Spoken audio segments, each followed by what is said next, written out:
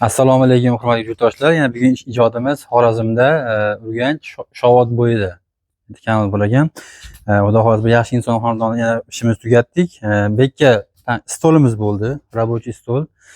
Bu yerda shu stoli bo'lar ekan, bu yerda shu razdatcha ovqat beriladi. Xo'p, mayda mo'ykamiz bo'ldi. Bu yerda gaz plitamiz bo'ldi. Tepada betonli vitishkamiz bo'ldi. Uchoviga bitta. Bu yerda qozonimiz bo'ldi. 22 litrli qozon deyiladi. 4 kilo, 5 kilo so'radi, xudo xolasa. To'g'riga mangalimiz bo'ldi. Mo'risini 1,5 metr yurib qo'ydik. Xudo xolasa takansa hammasiga mo'ri bo'ladi. Undan keyin inshaalloh bir yaxshi effekt bo'ladi.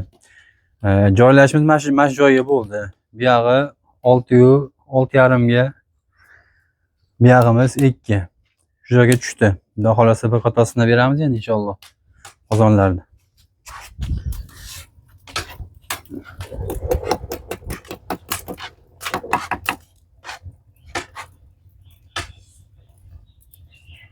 Ko'ryapsizmi? Endi ozgina shamol bor, endi va bularga eshik qatiriladi va eshik qo'yiladi. Yana ham ekonomishniy bo'ladi. Yonishini ham olib qo'ysiz. 90 ni beramiz.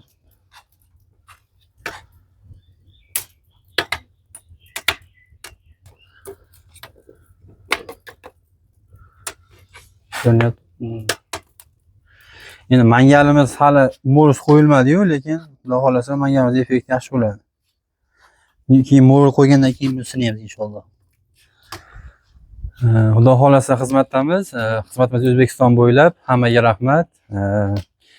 Inshaalloh sizni ham xonadoningizda shunday yaxshi yozgi oshxonalar bo'lsin. Hammaga rahmat.